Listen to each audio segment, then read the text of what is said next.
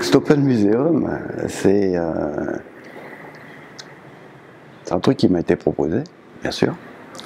Et je me suis dit, comment je vais prendre ce truc-là? Et donc un musée des Beaux-Arts, c'est énorme. J'ai fait plusieurs balades dedans en me disant, qu'est-ce que ça peut m'évoquer? Quand on rentre dans un musée, on a accès à une espèce de sédimentation de tout ce qu'on a pu faire comme interprétation du monde, visuellement, en sculpture.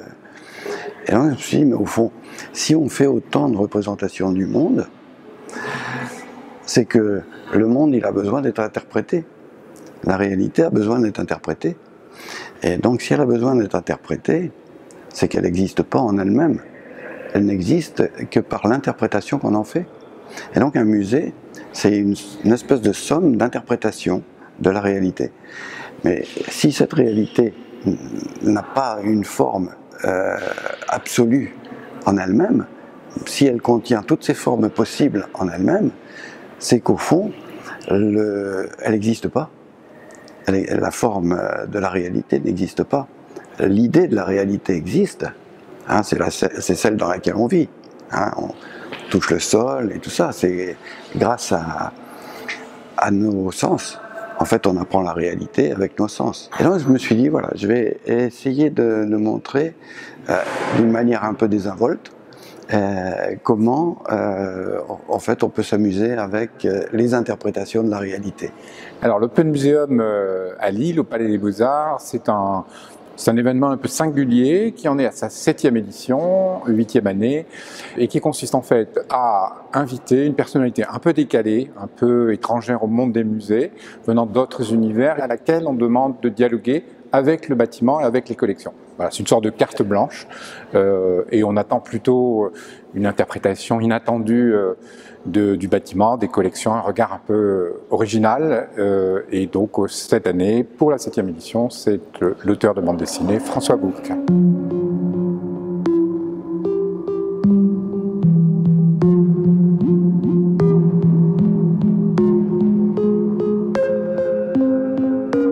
La discussion avec François, à l'origine, n'était pas l'Open Museum, mais la question d'une donation. Je dirais d'une façon peut-être plus pérenne et plus profonde, de se poser la question de savoir si la bande dessinée, j'entends les dessins produits pour réaliser un album de bande dessinée, méritait ou pas de rentrer dans des collections de musées des Beaux-Arts. Ça paraît peut-être évident pour certains, en réalité ça ne l'est pas. La BD n'est pas rentrée au sens strict du terme dans les musées, sauf de façon conjoncturelle pour des événements, mais pas les dessins eux-mêmes. Et en l'occurrence, moi j'avais l'envie qu'une part de sa production puisse intégrer les collections, c'est-à-dire au même titre que les dessins de Raphaël ou de Michel-Ange qui sont conservés au musée, on puisse faire rentrer du François Bouc. Voilà. Ce projet-là a pris plusieurs années et c'est finalement la conjonction de l'Open Museum et de cette idée d'une donation qui a accéléré le processus de donation et puis qui a abouti de ce qui était qu'une idée au départ à une grande donation de pratiquement 400 dessins, ce qui en fait l'entrée la plus significative de planches de bande dessinée et de dessins d'un auteur de bande dessinée dans une collection de musées des Beaux-Arts. Je précise bien, puisqu'il y a un musée de la bande dessinée Angoulême, où là c'est évidemment naturel que la bande dessinée entre, mais il y a encore très peu d'exemples, très peu de cas de planches de bande dessinée présentes dans des collections d'art graphique de musées des Beaux-Arts. Voilà. Et donc c'est une première, et on est heureux que ce soit évidemment pour et à l'occasion de cet Open Museum. Je dessine beaucoup. Je dessine beaucoup, ça c'est un truc qui m'est difficile d'abandonner. Ma manière d'envisager le dessin est extrêmement large. Et donc d'aller dans les musées, ça faisait partie aussi de mon apprentissage. Je regarde la télé, mais je regarde aussi dans les musées, je regarde aussi dans les livres. Et donc tout ça s'est combiné en fait. Et la soif du dessin, la soif de comprendre comment les autres ont abordé cette utilisation du dessin, c'est quelque chose qui va dans toutes les directions. D'aller voir des Rembrandt ou des Vermeer dans un musée, c'est toujours un plaisir inouï. Et ces gens-là, je suis sûr que s'ils avaient pu avoir accès à la bande dessinée, par exemple, ils en auraient fait aujourd'hui. Parce que la bande dessinée, c'était à la fois pour moi jeune dessinateur, enfin enfant, c'était à la fois un moyen de faire du dessin, mais un moyen aussi de faire du dessin d'une manière très particulière. La manière très particulière de la bande dessinée, c'est d'insuffler la vie absolument dans le dessin. C'est-à-dire il faut que les personnages bougent. Et donc j'ai été avide de regarder qui était capable de faire ça dans la peinture, qui était capable de faire ça dans les gravures, qui était capable de faire ça dans l'illustration, dans la bande dessinée, partout. J'ai cherché partout, et je cherche encore partout. Je suis toujours avide de trouver des dessins extraordinaires. Et dans un musée, même dans un musée comme celui-ci, il y a des choses qui sont admirables. Presque, il faut cibler son intervention dans un musée. Il faut voir deux tableaux, se choisir 2 tableaux pour faire plus. Et puis ces 2 tableaux-là, les regarder, les déguster comme on déguste un bon plat ou un bon vin, comme c'est la manière avec les yeux de pouvoir être gourmand de l'apprentissage d'un autre. Le dessin, c'est quelque chose d'extraordinaire parce que ça formalise. Le dessin, c'est comme un langage. C'est le moyen par lequel, surtout avec la bande dessinée, le dessin, c'est le moyen par lequel on va fixer la compréhension des formes et de créer un langage cohérent. C'est un peu comme si on utilisait comme image le langage. Là, j'essaye de parler avec le maximum de précision pour épouser ma pensée. Donc je vais utiliser un vocabulaire que j'ai appris, une syntaxe que j'ai appris, et une grammaire que j'ai appris. Et ben, il y a l'exact équivalent dans le dessin. Même, je pourrais dire que c'est parce qu'il y a eu ça dans le dessin qu'on en est arrivé à la grammaire et au vocabulaire. Dans le dessin, vous créez, vous analysez des formes, vous les accaparez, elles deviennent intégrées à votre manière de voir, vous les mettez en forme, vous créez votre propre syntaxe pour pouvoir justement montrer à quelqu'un. Tu vois, j'ai fait ça. Ah ouais, je comprends. Eh bien, c'est une mise en relation avec quelqu'un d'extérieur, votre monde intérieur, ce que vous avez intégré du monde des formes. Et donc, ce langage va se construire petit à petit, au fur et à mesure des apprentissages, des observations, en même temps aussi au regard des autres peintres, des autres dessinateurs, et votre langage devient de plus en plus ébouriffant et de plus en plus précis. Vous pouvez exprimer une pensée par le graphisme, par la capacité à pouvoir parler en dessin, parler en forme. Alors, ce qui caractérise l'art du dessin de François Boucq, c'est peut-être au premier plan la virtuosité. Je dirais probablement, et d'ailleurs il est reconnu comme ça par ses pairs, hein, j'avais eu l'occasion d'en parler avec Zepp, il est considéré vraiment comme probablement le plus doué sur le plan technique de pratiquement tous les dessinateurs français et européens aujourd'hui. Donc ça c'est ce premier aspect, mais en réalité ça ne se limite pas à ça, puisque d'abord il est capable aussi de s'exprimer dans tous les genres, aussi bien, je dirais, la BD classique d'aventure, Bouncer, le Janitor, voilà, des séries grand public sur la longue durée, mais il est aussi capable de faire des albums d'humour, parfois d'humour complètement décalé et presque surréaliste. Jérôme Monchot, un de ses personnages fétiches, mais il est aussi capable d'être illustrateur de presse, et puis il dessine pour lui-même, et tout ça est présent dans la donation. Et c'est tout ça aussi qui, je crois, permettait à François, eu égard à sa culture artistique, je dirais culture classique, d'être un bon invité de Open Museum. C'est-à-dire qu'il a en tête, il connaît tous les tableaux du musée, il connaît leur composition, quand il s'amuse autour de la descente de croix de Rubens, il s'amuse, mais en réalité il nous dit quelque chose sur la composition du tableau, sur la masse des couleurs. Voilà, c'est tout ça qui fait, je crois, l'originalité et la grande qualité du travail de François Boucq, et qui, à mon sens, fait que ces dessins méritent tout à fait de rentrer dans une collection d'un musée des Beaux-Arts. Ça a commencé par une discussion avec Bruno Girvaud. Moi, j'avais besoin de libérer un peu d'espace dans mon atelier. Donc, je lui avais dit comment je pourrais faire. Et il me dit la seule possibilité, c'est une donation. C'est quoi une donation? Je ne savais pas ce que c'était qu'une donation. Donc, il m'a expliqué un peu les modalités d'une donation. Donc, ça a pris un petit peu de temps avant que je me fusionne avec l'idée. Et puis au bout d'un moment, moi je me suis dit, bah ouais, pourquoi pas faire une donation, c'est en même temps le moyen d'avoir toute une partie qui est préservée. C'est rigolo de rentrer dans un musée, parce que je crois que c'est la première donation de cette importance en matière de bande dessinée en tout cas, ou en tout cas d'un dessinateur qui fait aussi de la bande dessinée, parce que ça aussi c'est important de le dire. Et donc je me suis dit, c'est bien, faisons-le. Et alors après, j'ai laissé Bruno Girvaux venir dans mon atelier, je lui ai montré tout ce que j'avais, et je lui ai dit, bon bah écoute, qu'est-ce que tu veux prendre? Alors la sélection des œuvres qui figurent dans la donation n'a pas été une opération si simple que cela. La première des raisons, c'est que François avait, et c'est un peu normal, avait du mal à se détacher de sa production. Ce sont ses dessins, il les appelle aussi ses enfants. Et donc il m'a plutôt laissé, de même qu'avec Cordélia Tori, la responsable du cabinet d'art graphique du Palais des Beaux-Arts, le choix des pièces. J'ai laissé tous mes cartons à sa disposition et il a choisi dedans. Et dans ce cas-là, moi je préfère ne pas être là. Donc, enfin, j'étais dans l'atelier, mais je voulais pas savoir ce qu'il prenait, parce que c'est toujours extrêmement, presque pénible de voir des choses sur lesquelles vous avez passé du temps, parce que même si vous les avez oubliés, moi j'ai oublié tous ces dessins. Il y a des dessins qui sont très proches, des dessins beaucoup plus éloignés.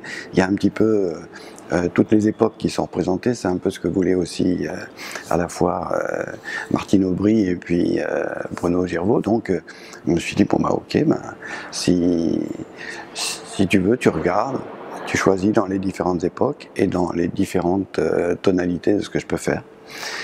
Et voilà, on a fait son choix. Et je me suis cantonné à respecter le choix, de façon à pas non plus trop me sentir dépossédé. Et donc je lui ai fait une première sélection, on avait convenu d'un principe général. Je précise qu'au début, il parlait d'une centaine d'œuvres et nous sommes arrivés au final à près de 400. Mais il fallait bien ça pour rendre compte de tout son talent. Et en fait, on a convenu d'un principe, surtout, la seule chose qu'il a imposé, c'était que quand on prenait des planches, elles ne soient pas isolées. Il tenait beaucoup à l'idée de séquence, c'est-à-dire une partie de l'histoire, et qu'on puisse, avec les planches qui figuraient dans la donation, comprendre un moment de l'histoire. Voilà. Et donc c'est toujours des ensembles de 2, 3, 4, voire 5, 6 planches pour un album. On a même un exemple sur lequel il a fait un effort particulier, qui a été celui qui l'a rendu célèbre et qui a été primé à Angoulême, c'est La femme du magicien. Et là, on a non pas la totalité, il a conservé quelques planches, mais la plus grande partie des planches de l'album. Et nous avons aussi ce qu'on appelle des bleus de coloriage, qui est une pratique qui est un peu aujourd'hui dépassée, mais qui sont des étapes de colorisation des planches. Nous avons des projets, nous avons des études, nous avons les couvertures. Des dessins comme ça, c'est à chaque fois, bien sûr, des moments d'implication. Donc chaque dessin, ça a été une intention, c'est à un moment donné, presque c'est comme un album de famille, sauf que la famille c'est moi. Et donc je sais que, ah oui, quand je faisais ça, il se passait ça dans ma vie. Et donc il y a des tas de tempos et qui sont en coordination avec ce que j'ai fait. Donc il y a ça aussi, il faut abandonner des tranches de vie. Alors j'ai choisi de vous montrer des planches qui d'ailleurs ne sont pas des planches en réalité. J'aurais pu choisir n'importe quel album parmi les plus célèbres de François Bouck, tout ce qu'il a produit avec Jérôme Charine par exemple, adaptation littéraire soit de ses romans, soit des histoires complètement imaginées avec lui ensemble. Mais j'ai choisi en fait un autre album qui n'est pas un album de planches de bande dessinée, qui s'appelle Cocktail transgénique, qui a été publié dans les années 90 et qui en réalité est une succession d'images, d'illustrations, dont nous avons ici les aquarelles originales, et qui est simplement une sorte de galerie mondaine.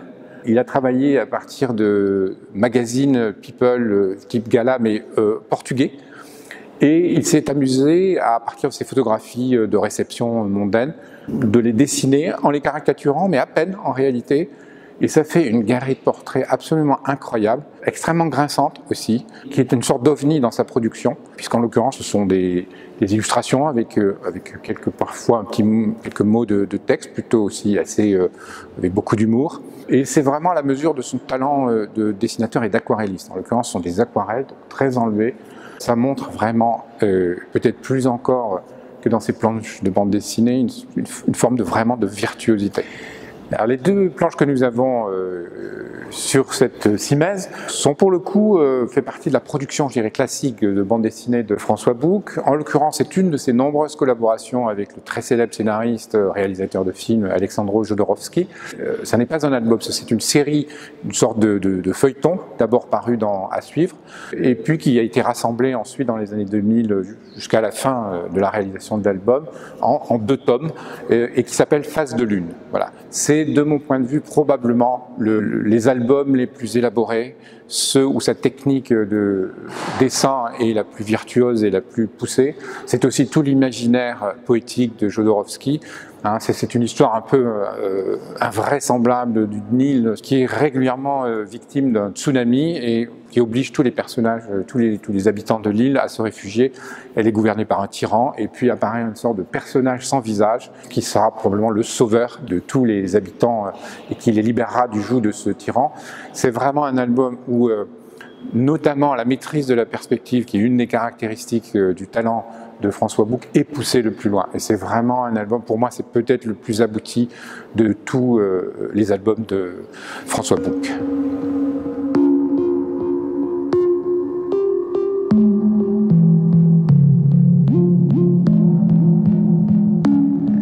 Quand j'étais môme, il y avait la télévision et j'adorais ça. J'adorais la télévision parce que c'était une source d'informations visuelles qui était hors norme. Il y avait la vie quotidienne et il y avait aussi la télévision. Et à travers la télévision, je voyais des choses que je ne voyais pas forcément dans... Alors bien sûr, tout l'aspect héroïque des films, etc., c'est quelque chose qui influence énormément un enfant. Hein. Ça lui donne l'envie d'être le héros qu'il voit à la télé. Mais ce qui était intéressant pour moi, c'était de dessiner ce que je voyais. Et je me suis appris en fait à être toujours dynamique en face de la télévision. Et j'ai gardé ce truc-là. Je peux pas regarder un film et uniquement regarder le film, sauf si je suis au cinéma. Au cinéma, j'ai pas le droit de prendre ma feuille. De toute façon, j'ai pas d'éclairage pour pouvoir dessiner. Ou alors, il faudrait que je vienne avec une lampe de poche. Mais et chez moi, quand la télévision est allumée, j'en profite. Et puis je laisse courir le dessin. Et donc des fois, c'est des dessins qui n'ont rien à voir avec ce qui se passe à la télévision, ou alors peut-être quelque chose qui est du domaine de l'irrationnel. Et je vois des trucs sans savoir que je les vois et je les dessine en me disant qu'est-ce que je suis en train de dessiner là. Et donc ces dessins, c'est des dessins faits comme ça. Sous cette inspiration. Et alors ce qu'il y a de marrant, c'est que quand j'ai commencé à travailler à Fluide Glacial, donc Gottlieb m'avait demandé si je voulais bien travailler là, et l'une des premières conversations qu'on a pu avoir ensemble, il m'avait dit, parce qu'il était fan de télévision lui aussi, et il m'avait raconté comment c'était passé pour lui.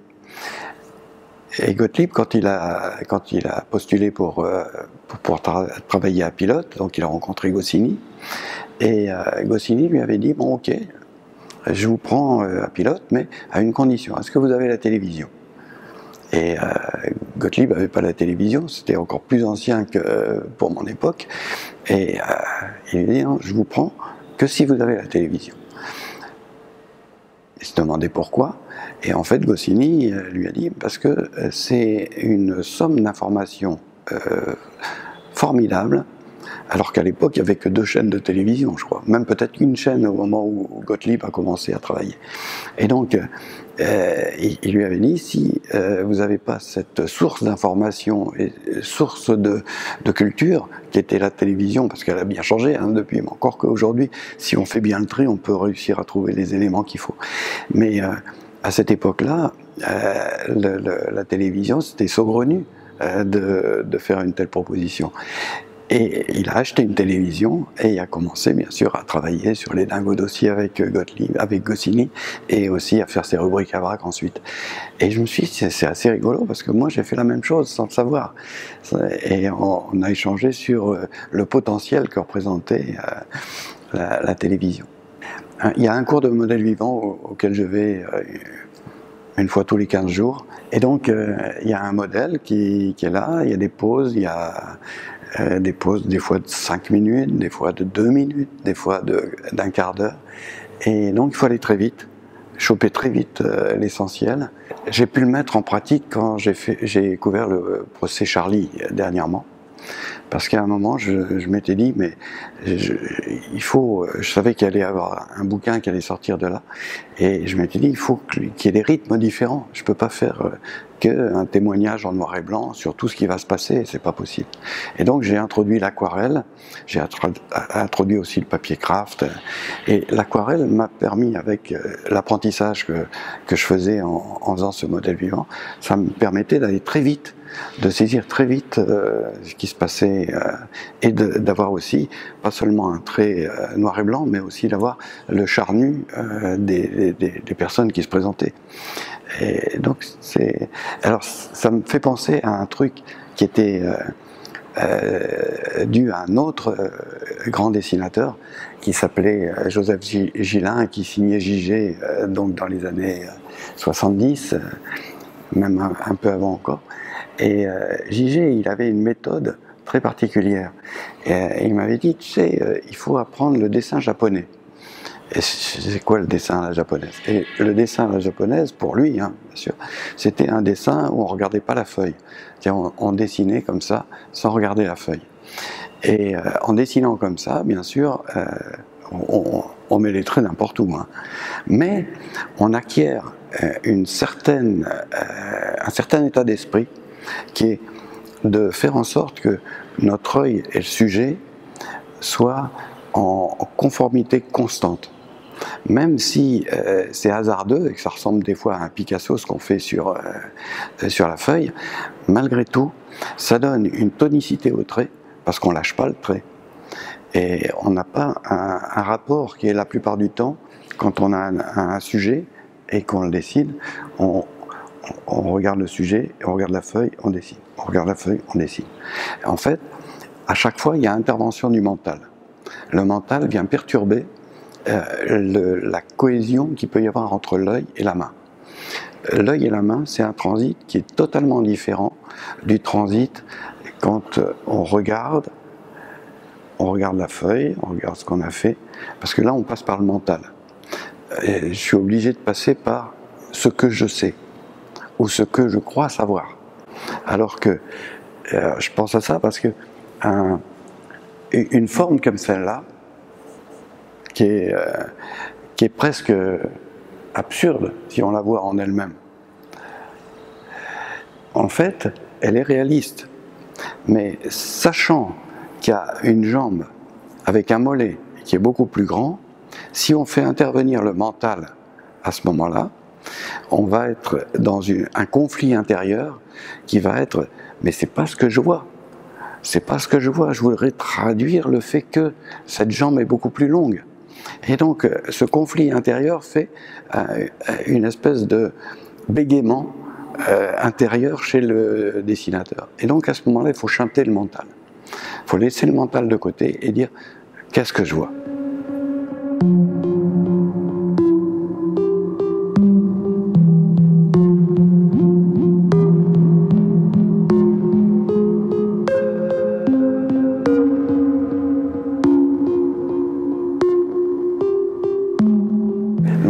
Ces trois planches-là, en fait, la totalité de la séquence fait 5 planches que j'ai laissées.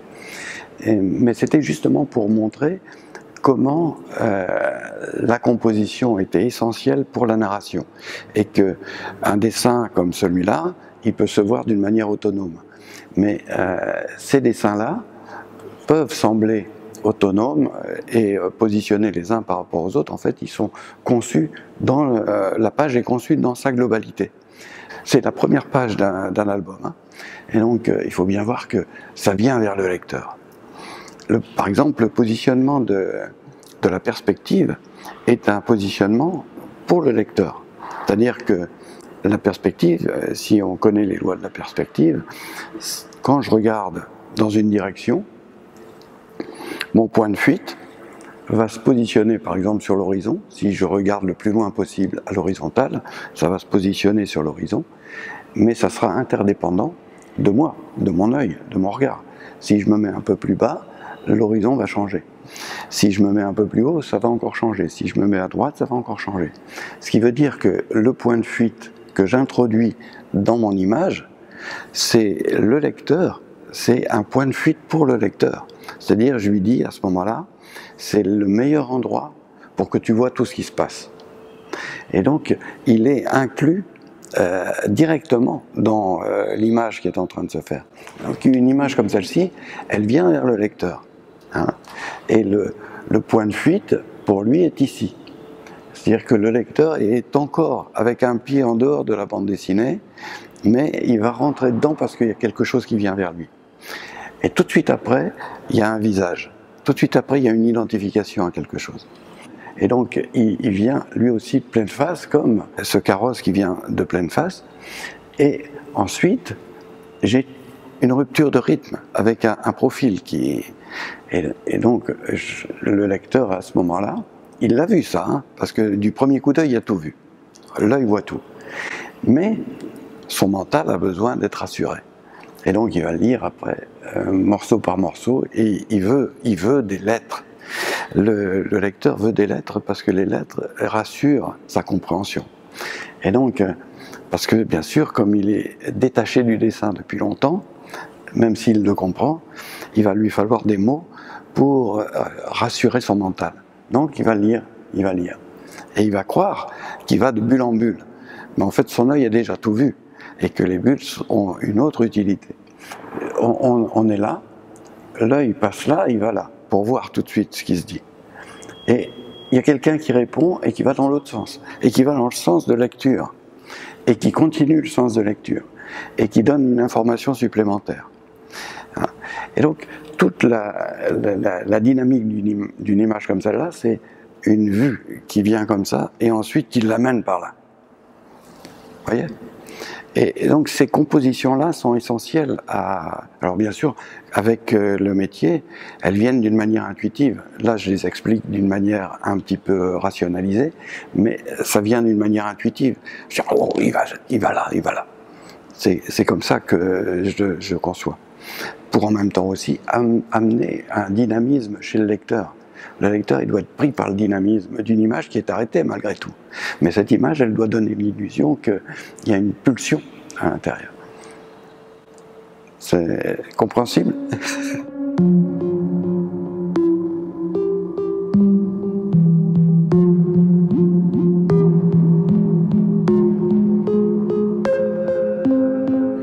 Alors nous sommes dans la première installation de François Boucq, en fait, celle qui nous a donné, je dirais, le plus de sueur froide quand il nous a dit ce qu'il imaginait, ce qu'il avait en tête. Le visiteur va être accueilli par un long couloir, une sorte de vortex, dans lequel François Boucq a souhaité qu'on perde complètement ses repères spatiaux. Donc c'est une sorte de damier qui se tord, et qui est sur le sol, le plafond, partout, et qui vous fait perdre vos repères spatiaux. Donc il voulait dire dès le début, je vais vous dérouter. Et lorsque vous aboutissez à l'issue de ce couloir, vous débouchez, le visiteur débouche dans la galerie où je me trouve, qui est la galerie des sculptures du 19e siècle. Et là, ce motif de léopard, qui est en fait un motif fétiche d'un de ses héros, qui est Jérôme Mouchereau, qui est une sorte de fonctionnaire, agent d'assurance, avec une veste, un manteau léopard. Ce motif de léopard, il souhaitait qu'à la sortie du tunnel, on puisse le trouver projeté sur certaines des sculptures, notamment les sculptures en marbre, les sculptures immaculées en plâtre. Et donc on voit le motif peu à peu apparaître sur certaines des sculptures de cette galerie, ce motif de léopard, et parfois le visage de Mouchereau, positionné à des endroits tout à fait inattendus. Voilà, c'était une sorte de mise en bouche et qui disait déjà aux visiteurs ce qu'allait être son parcours dans le Palais des Beaux-Arts de Lille.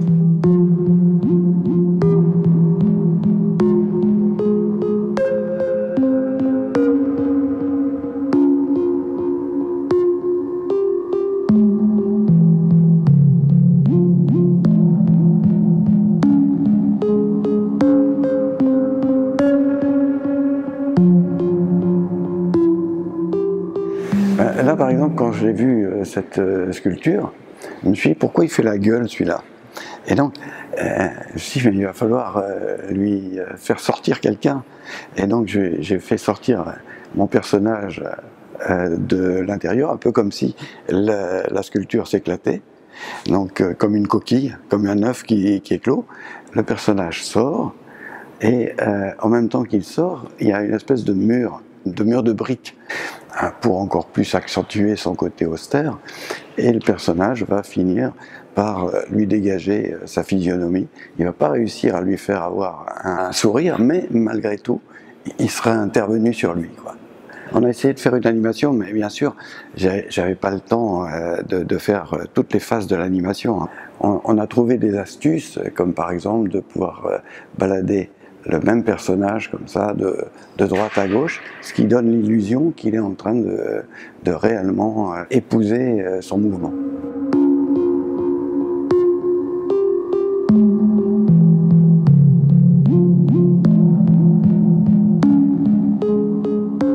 Alors, nous sommes dans une des installations de François Bouck qui était, je crois, pouvoir le dire, une de celles qui me laissait perplexe quand François nous a donné l'idée qu'il souhaitait mettre en forme. En fait, ce qu'il souhaitait, c'était avoir un ensemble de portraits accrochés avec une ligne de regard, les regards tous au même niveau, pour nous interroger sur la question du spectateur, de celui qui est à la fois, ou plutôt je dirais le croisement des regards, celui qui a peint le tableau, qu'on ne voit pas, celui du portraituré. Et il souhaitait des portraits de gens qui nous regardent directement, mais aussi il a voulu y ajouter celui du regard, de celui qui regarde le portrait, mais qui pouvait, et c'était là je dirais le comble de sa proposition, qui pouvait se refléter dans une série de miroirs, comme une sorte de carrousel au centre de la pièce, dont la ligne du milieu soit également alignée sur le regard des visiteurs, et tout ceci faisant une sorte de trouble général. Alors, pourquoi je disais que cette installation me laissait au départ un peu perplexe, c'est que François demandait de faire ce qu'on ne fait jamais, c'est-à-dire accrocher à touche-touche. Alors d'abord, il a fallu faire la sélection, c'est des semaines et des semaines pour trouver 40 portraits qui rentraient exactement dans la largeur des murs, et accrocher aussi près, on ne le fait jamais, accrocher de façon, ce qu'on appellerait nous chahutée, c'est-à-dire que les cadres sont un peu, aucun n'est aligné, et ce sont les regards qui sont alignés. Et pourtant, quand j'ai vu le projet réalisé, je me suis dit effectivement, il y a quelque chose, il y a son regard, il y a le regard de François Bouck, je veux dire, quelque chose qui fait de très singulier et qui fait qu'on est saisi quand on rentre, c'est qu'on comprend ce qu'il a voulu faire, on a cette série d'yeux qui vous regardent, vous voyez vous réfléchir dans les miroirs. Au final, c'est vraiment une impression tout à fait étonnante et c'est vraiment à l'image de la proposition qu'il a étendue à l'ensemble du musée. En fait, je m'étais dit, pour continuer cette idée d'illusion, il y avait le tableau de la descente de croix.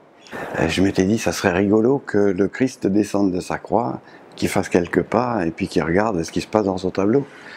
Et donc, j'avais vu un spectacle d'un de mes copains comédiens qui était un Faust de Goethe. Et le moment où Faust signe son pacte avec Méphisto, l'acteur à ce moment-là se dédoublait et son âme partait.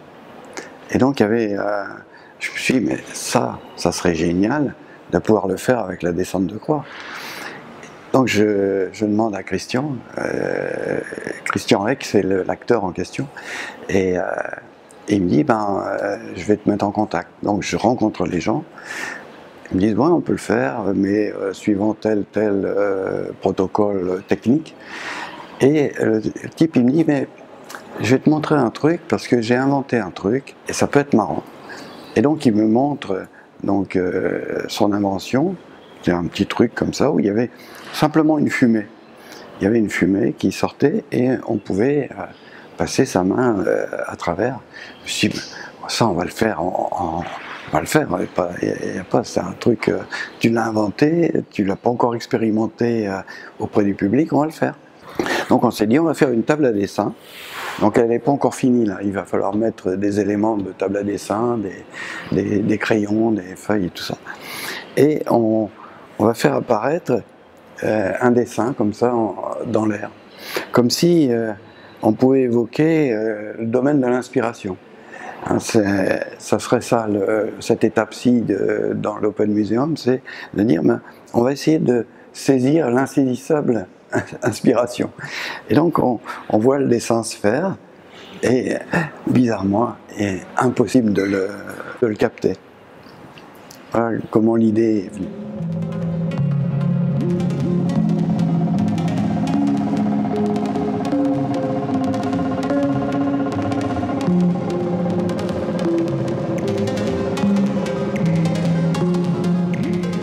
Il y a dans la bande dessinée une nécessité absolue de traduire la vie. Il faut que le personnage vive. Et donc le dessin vivant, c'est quelque chose d'essentiel. Et c'est ce qu'on voit chez certains peintres. Il y a des peintres qui ne traduisent pas la vie. Il y en a d'autres qui la traduisent. Et donc quand on voit un autoportrait de Rembrandt, c'est incroyable la vie qu'il peut y avoir là-dedans. Alors que le gars, il est, d'une certaine manière, il pose. Mais sa pose, elle traduit par son art, par sa focalisation sur cette donnée, traduit avec quelques coups de pinceau parfois, quelqu'un avec un regard intense, quelqu'un avec un regard affaibli, quelqu'un dans une attitude juste, ou tonique, ou abandonnée. Tout ça, c'est des choses qui étaient fabuleuses à voir pour un dessinateur. Et donc c'est ça l'encouragement. L'encouragement, en fait, c'est de voir ce qu'ont fait les autres, les grands peintres, les grands dessinateurs, et bien sûr, dans la bande dessinée, il y a des dessinateurs, mais admirables. Mais bien entendu, comme on s'est pendant des années opposé à cette espèce de négligence, même un certain mépris parfois. La bande dessinée, c'est un art qui est encore, même parfois, méprisé. Mais c'est un art, et presque un art fondamental, essentiel. Et parce qu'en même temps aussi, la bande dessinée s'accompagne d'une narration. La bande dessinée, c'est le dessin au service d'une narration.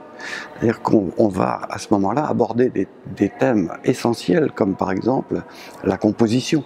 Il ne peut pas y avoir de narration sans la composition. Et il ne peut pas y avoir de grand peintre sans la composition. On peut avoir saisi comment on fait un doigt comme ça, une main comme ça, etc. Mais si on ne l'inclut pas dans la composition d'un corps, si on n'inclut pas ce corps dans une composition avec des éléments naturels ou des chaises, si on ne sait pas où les mettre, parce que chaque chose posée dit quelque chose, exactement comme les mots dans une phrase. Si je mets un objet ici et que je mets un autre là, c'est une tension entre les deux qui est très particulière. Si je les mets là, c'est une autre tension. Et donc elles disent ces choses-là, les positionnements, la composition, dit des tas de choses qui sont des choses essentielles pour celui qui le regarde, sans même savoir qu'il les perçoit. Parce que c'est ça aussi qui est passionnant, c'est que quand quelqu'un qui a arrêté de dessiner regarde un dessin, il est en face de son vécu, sans savoir qu'il est en face de son vécu. Mais le dessinateur doit consciemment travailler le vécu. C'est-à-dire que si je veux savoir quelle est la structure de la main, il faut que je l'étudie. Et que je sache que quand je mets une main comme ça, elle dit quelque chose. Que quand elle est comme ça, elle dit autre chose. Que posée comme ça, c'est encore autre chose. Et donc, tous ces éléments-là sont des éléments qu'il va falloir mettre dans la composition à la fois par exemple, de l'anatomie d'un personnage, mais que ça soit dans une globalité. Et qu'ensuite, les images, en tout cas pour la bande dessinée, s'enchaînent les unes les autres. La plupart du temps, d'ailleurs, on pense la bande dessinée d'une certaine manière trop parcellaire, c'est-à-dire qu'on va dire, ah ben, et lui, il a fait une case, et après, il a fait une autre case. En fait, il ne faut pas voir comme ça la bande dessinée. La bande dessinée, c'est un dessin qui commence avec la première case et qui finit avec la dernière case. En fait, c'est un long dessin. C'est un long dessin. C'est comme une symphonie visuelle. Et on rentre dedans, on regarde cette symphonie visuelle, ou alors on l'interrompt parce qu'elle ne vous convient pas. Parce qu'elle est dissonante, et donc la composition, elle se fait sur un temps extrêmement long. Ce qui demande aussi au dessinateur un certain état d'esprit. Un dessinateur de bande dessinée doit avoir l'opiniâtreté assumée dans son art. S'il n'y a pas d'opiniâtreté, si le dessinateur est trop éphémère, il va faire un dessin puis il arrête parce qu'il s'est épuisé, il ne va pas pouvoir faire de la bande dessinée. La bande dessinée, c'est tenir du premier dessin jusqu'au dernier, de façon à ce que ça soit un flot continu, qu'on soit absorbé par une espèce de vague. Voilà.